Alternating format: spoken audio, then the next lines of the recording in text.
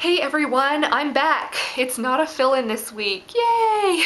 But I do want to say thank you to the lovely ladies who filled in for me when I couldn't vlog for a couple of weeks. I really appreciate it. But it's good to be back, and let's talk about sex.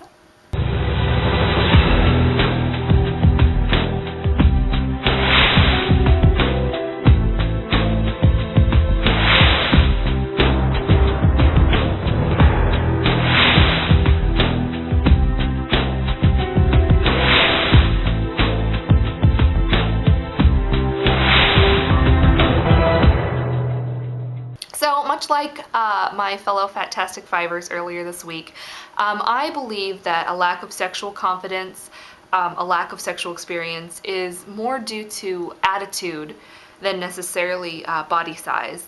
I'm going to put some links in the sidebar, and one of them discusses some issues surrounding fat couples, fat sex, and I think it will be good to read if you have any sort of issues around your size or your partner's size. That link will be the sexuality.org link.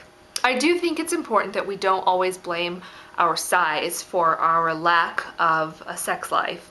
I believe a lot of it comes down to our own confidence in ourselves and what we're willing to put out there. As overweight people, especially those of us who have spent a considerable amount of time of our lives overweight, those of us who went through junior high and high school overweight, I think sometimes we're a little behind the curve on, flirting, on putting ourselves out there, on presenting a sexy image, on really doing those things that attract a mate. I don't think the fat has to hold us back. I think we just have to learn how to feel good about ourselves and to put that out there. I'm also going to post a link to a book called Big Big Love, but this book comes highly recommended. It's going to be an Amazon link, but it talks about not just sex, but relationships, dating, marriage. It covers the gamut of the whole sexual love experience. And for those of us who might have sort of missed that in our adolescent periods because of shyness, because of self-consciousness, I think it's a great resource. So check that out if you think it might be appropriate for you. The other thing that I think is really important if you are struggling with a sense of low self-esteem and low body image, you need to get used to different ideas of beauty. We get hammered with these images of perfect people, so-called perfect people, in the movies, in magazines, on advertisements, in the commercials. We get this false idea of what people really look like. And I think this is something I really became aware of as a massage therapist when I started seeing a lot of bodies, but also when I met my husband. He does a lot of photography, and he has a lot of photography books. And the thing is that once you branch out and you get away from sort of that standard notion of beauty and you start looking at what real photographers are out taking pictures of, you realize that people are incredibly diverse, and that those who have experience in the area, photographers and the like, they enjoy capturing uniqueness and beauty. Yes, I'm talking about porn. This is horrible. My mother watches these videos. Anyway, so I'm going to post a link in the sidebar as well to some of the places that I go to get a positive sense of body image and to get an idea that fat people can be sexy. The idea is stop looking at what is easy to get, what the mass media feeds you, what's in the movies, what's in your Cosmopolitan magazine.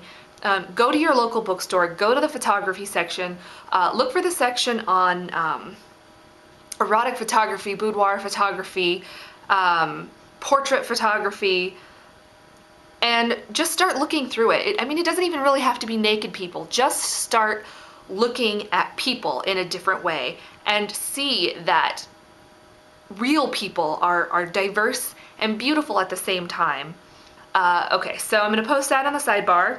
I'm also going to post a link to a site called deviantart.com, and this probably goes without saying that none of these links are particularly work safe, so if you're not in an environment where you want people to look over your shoulder and see the word sex or maybe see some nudity, because some of these links I'm going to post do have some nudity.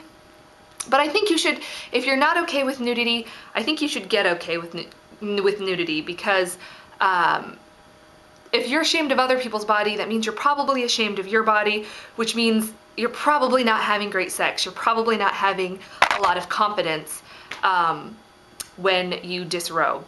So doesn't even have to be in a sexual context. Just get used to looking at bodies, at the human form, because there's nothing to be ashamed of in that. So I'm going to post a link to, it's called deviantart.com. I'm going to post a few of my favorite artists there. And again, this is sort of female-centric, and I really apologize for that. But, you know, I am a woman, so I'm looking for things that help me as a woman. So there's a few very beautiful, very curvy girls with some very sexy pictures. There is some nudity. It isn't porn. It's not sexual. There's, you know, no intercourse going on. I think they're beautiful photos, and I think that if you're struggling with body image, it might do your world good. Okay, so last but not least is a link I'm going to post to one of my favorite sites for plus size lingerie, because it's really hard to find sexy clothing when you're a plus size girl. This is a great website called Hips and Curves. It's all plus size lingerie, so you don't just have to, you know, go to a lingerie site and look for the little tab and then look at the, you know, 5 plus size flannel nightgowns they have for you. All the models are plus size, so you get to see what the clothes looks like on big women with big curves. And you know, think about spicing up your sex life. And if you're a partner who is maybe struggling with your partner, male or female, who's a little bigger and you're having a hard time seeing them as a sexual person, you should be looking at all of these things too, because attraction and what we find sexual has changed a lot over the years. It's a learned concept. We aren't born with a notion that, you know, the girls on America's Next Top Models are the ideal. We learn that. We're taught that. So you can learn to appreciate the beauty in all sorts of body sizes if you want to, but you have to be willing to open your mind and look at some examples of sexy real people. Just get used to the idea that beauty comes in all shapes and forms, and I think you'll find that you're a lot more confident with yourself, and I think that you will find that you will find yourself having a lot more confidence in romantic relationships as well. So anyway, I would love to have video responses. I don't get a lot of those, not really sure why, but I would love to have some video responses of hearing your experiences with body image and how your size has affected you, and maybe what you do to feel sexier, some of the resources that you go to boost your self-esteem and have a sense of that all different kinds of people can be sexy. So if you feel like making a video response, I'd love to see it. I also really love text comments. Stay tuned tomorrow for Greg, aka the Seekster. He is in crazy new mad puppy love right now, so let's see how that colors the conversation for him this week. See you next Wednesday.